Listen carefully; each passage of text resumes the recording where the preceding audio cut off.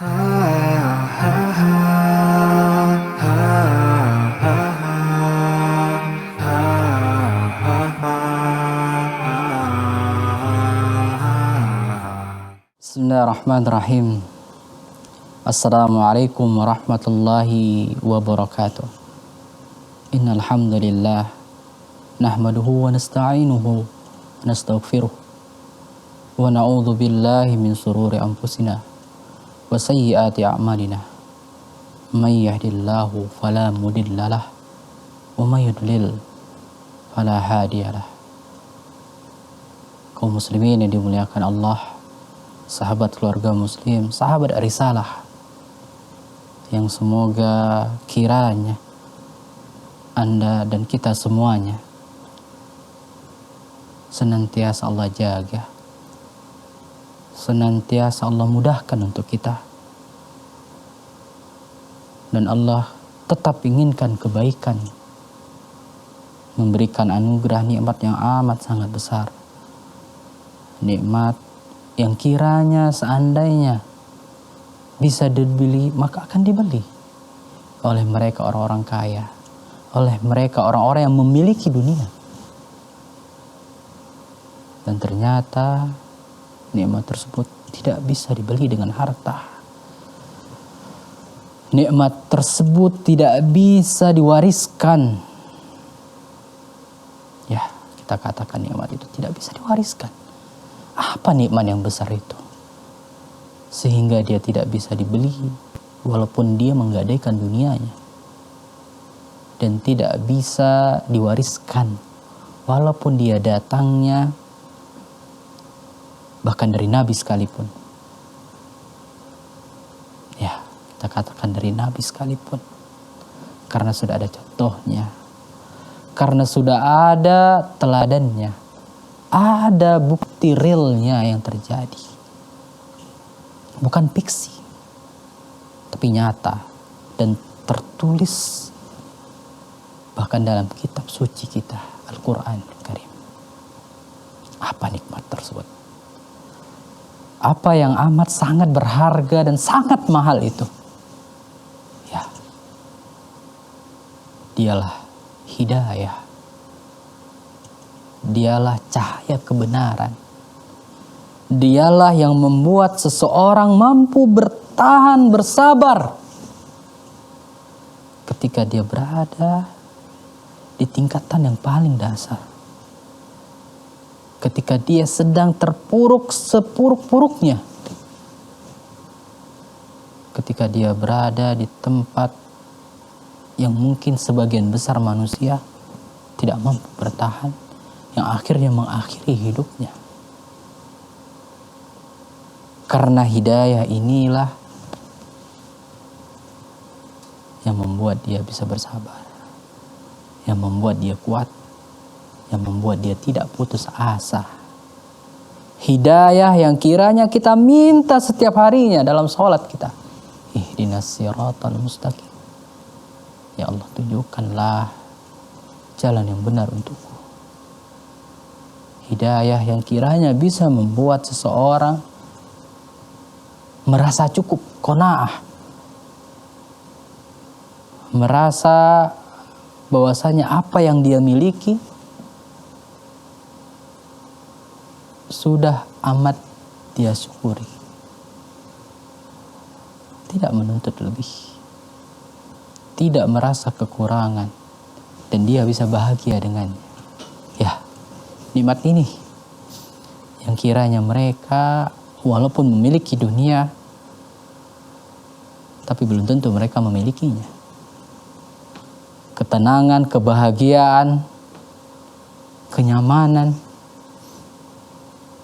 yang ternyata bukan didapat dari harta, bukan didapat dari kemewahan. Kebahagiaan yang ada di hati karena dekat dengan Sang Rabbi. Kebahagiaan yang ada di hati yang membuat dia mampu berjalan meniti jalan yang disyariatkan oleh Nabi. Kaum muslimin yang dimuliakan Allah, di awal tadi kita menyampaikan may yahdillahu fala mudhillalah wa may yudlil fala hadiyalah. May yudlil, barang siapa yang Allah sesatkan, fala hadiyalah, maka tidak akan ada yang mampu memberikannya hidayah. Tidak seorang ulama yang besar, bahkan seorang nabi sekalipun, yang banyak dalam Al-Quran kita dapati kisah-kisah atau perkataan dari Nabi kita Muhammad SAW yang mengatakan bahwasanya hidayah bukan di tanganmu. Innaka la tahdi man ahbabta. Allah katakan kepada Nabi Muhammad, makhluk hamba yang paling Allah cintai di atas bumi. Innaka la tahdi man ahbabta. Engkau tidak akan mampu memberikan hidayah kepada orang yang kau cintai. Terbukti Nabi sangat menginginkan hidayah kepada kaumnya, orang-orang Quraisy, kepada pamannya, bahkan paman yang amat sangat mencintainya, yang terus menolongnya, yang terus berjuang bersamanya, yang dia sampai di akhir hayatnya Nabi katakan, wahai pamanku, katakan kalimat la ilaha illallah sebagai hujah nantinya di sisi Allah, aku bisa membelamu. Namun itu bukti bahwasanya hidayah bukan di tangan Nabi Muhammad. Hidayah milik Allah. Allah berikan kepada siapa yang Allah inginkan. Sehingga pamannya Nabi meninggal bukan di atas hidayah, bukan di atas Islam. Dia tetap mengucapkan kalimat kufurnya sampai akhir hayatnya. Kaum muslimin yang dimuliakan Allah, masih banyak, masih ada kisah lainnya yang insya Allah yang menceritakan tentang mahalnya hidayah ini. Kita akan bawakan nanti setelah beberapa jeda berikut ini.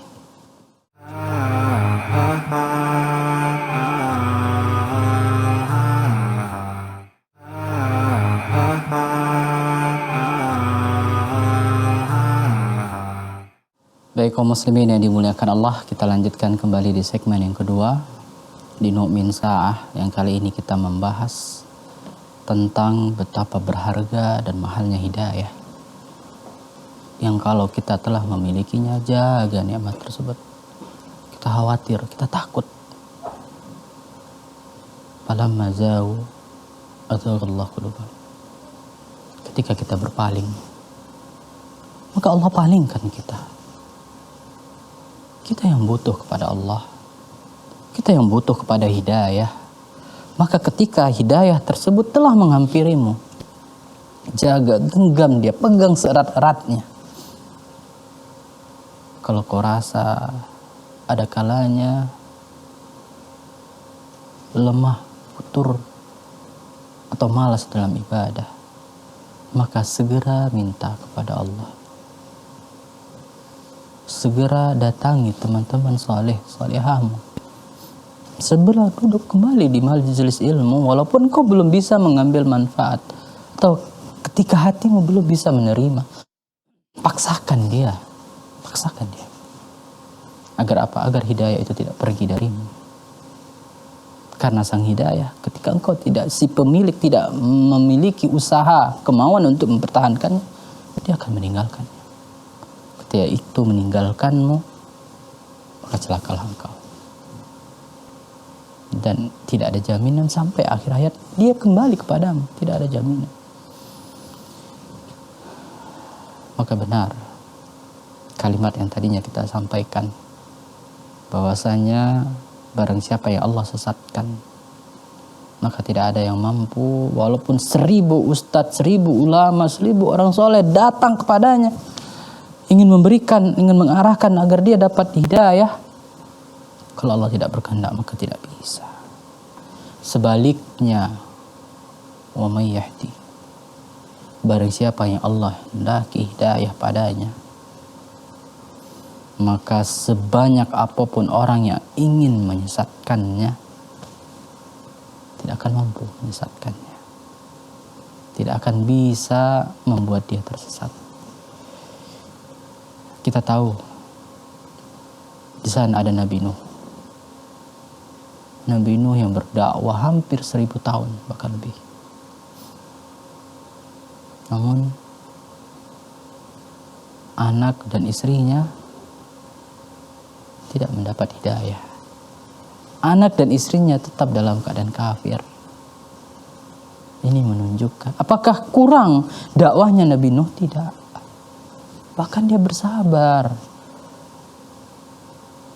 Dengan orang lain lagi dengan orang lain saja bersabar. Ketika orang yang dia dakwahi menutup kupingnya, bahkan menutup dengan bajunya, dia tetap dakwahi. Da'watuhu lailan wa nahar. Dia berdakwah siang malam, gak peduli. Terang-terangan atau sembunyi-sembunyi, dia berdakwah. Tapi hanya segelintir dari umatnya yang mendapatkan hidayah, yang mau menerima, beriman kepadanya. Segelintir kecil itu pun orang-orang duafa, orang-orang lemah dari mereka. Begitu juga dengan anaknya ketika air bah sudah tinggi. Semua telah karam. Hanya Nabi Nuh dan juga pengikutnya yang berada di kapal yang selamat. Dia melihat anaknya, dia ingin meraih anaknya. Wahai anakku, kemari, ikut bersamaku. Padahal anaknya dalam keadaan yang dia ingin meminta tolong, tapi tidak. Ini dia bukti Allah tidak menginginkan hidayah padanya. Nabi Nuh mengatakan, ya Allah, itu anakku, anakku. Tidak. Allah katakan tidak. Bukan atasmu tanggung jawab memberikan hidayah. Sehingga anaknya mati dan belum mendapatkan hidayah. Ini istrinya Lut, istri seorang nabi, juga tidak ada jaminan hidayah atasnya. Namun coba lihat, ketika Allah inginkan hidayah bagi seseorang, dialah istri seorang yang mengaku bahwasanya dia adalah Allah, dia adalah Tuhan. Ana rabbukumul a'la, katanya. Tapi dia punya istri, istrinya beriman kepada Nabi Musa, Asia beriman. Padahal suaminya kafir. Bahkan suaminya mengaku Tuhan. Ini ketika Allah inginkan hidayah atasnya. Walaupun dia disiksa, walaupun dia dipaksa, walaupun dia harus mengorbankan nyawanya untuk mempertahankan hidayahnya, tapi tidak. Dia tidak lepaskan walaupun hanya sesaat. Dia korbankan nyawanya. Dia minta kepada Allah, ya Allah, bangunkan untukku rumah di sisimu. Allahu Akbar. Indahnya ketika hidayah menyapa. Maka semua terasa ringan. Seberat apapun cobaan, ujian, dia bisa lalui. Dan ini yang mungkin dirasakan oleh saudara-saudara kita, teman-teman kita, yang mereka mendapatkan nikmat hidayah, yang akhirnya hijrah. Dari awalnya dia bergelimang dengan dosa, dengan maksiat. Akhirnya dia pindah. Dan ketika dia pindah hijrahnya, dia mengalami banyak kesulitan. Namun dia nikmati. Dia katakan, semoga ini semua menjadi penghapus dosa-dosaku yang lalu. Ya, itu bentuk cintanya Allah kepadamu, wahai saudaraku. Allah ingin engkau sebersih-bersihnya. Sehingga Allah buat yang dulunya engkau ketinggalan banyak sekali amalan-amalan, pahala-pahala, dan banyak memiliki dosa, Allah ingin hapus. Dan Allah berikan balasan yang besar.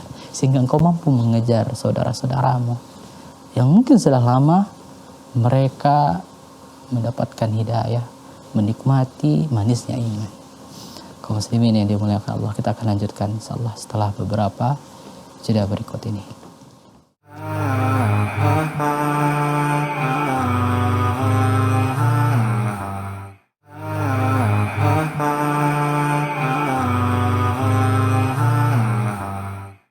Baik kaum muslimin yang dimuliakan Allah, kita lanjutkan di segmen yang terakhir.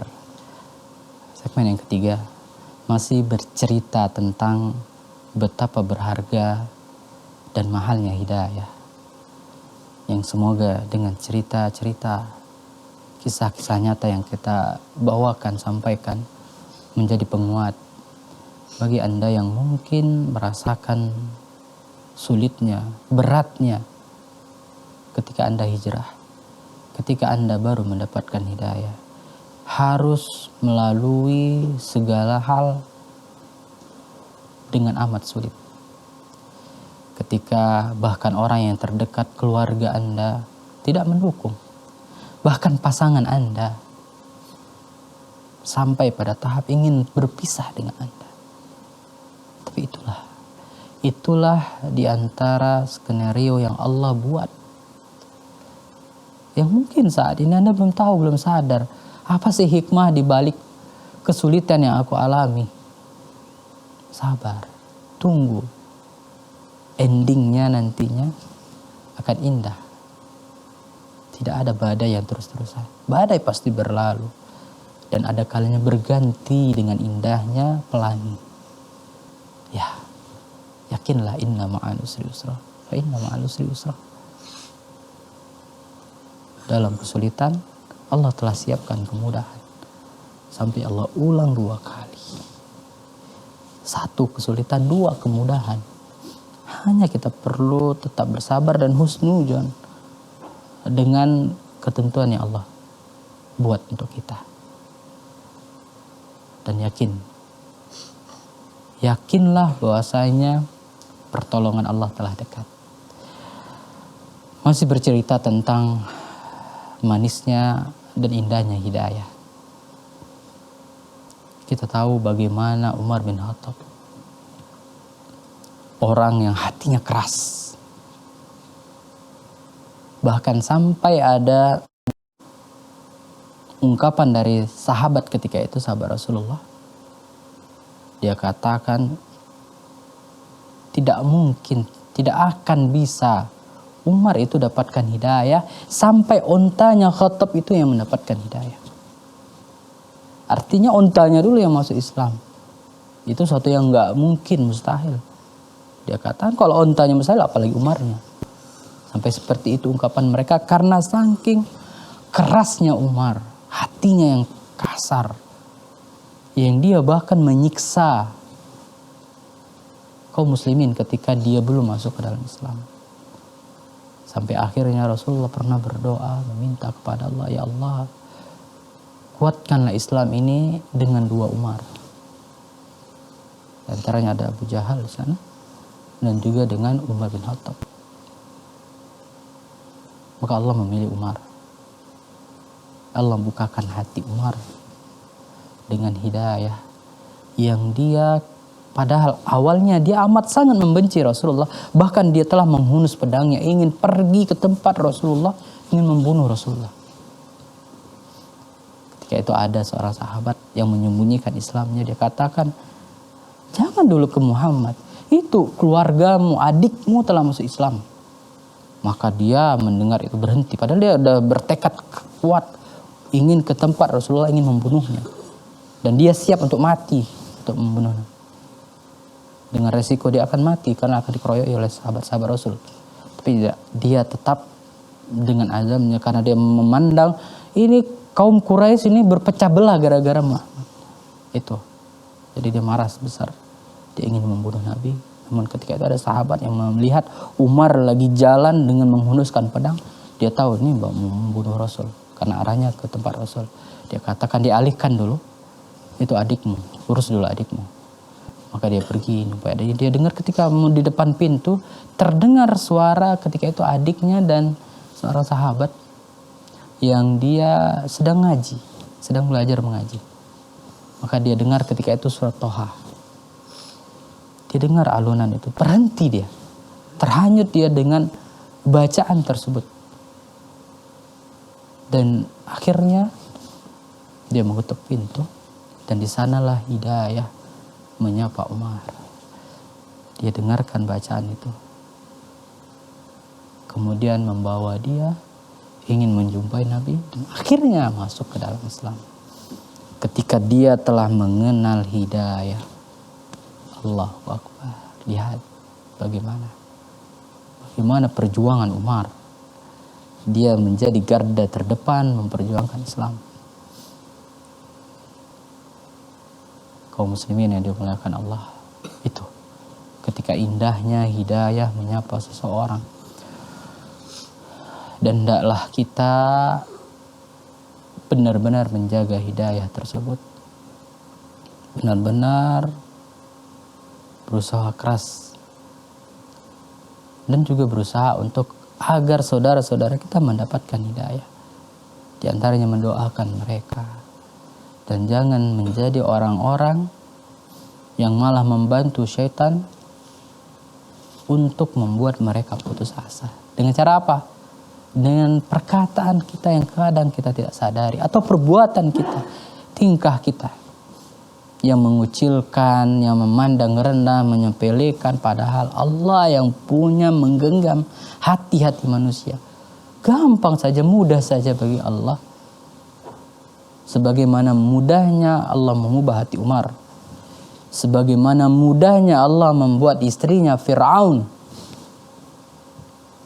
sebagaimana mudahnya Allah buat anak dari seorang kepala pentolan dari orang munafik di zaman Nabi, Abdullah bin Ubay bin Salul. Anaknya yang bernama Abdullah Ubay bin Salul beriman kepada Rasulullah. Padahal ayahnya orang munafik, Rasul munafik, pemimpinnya orang-orang munafik ketika itu.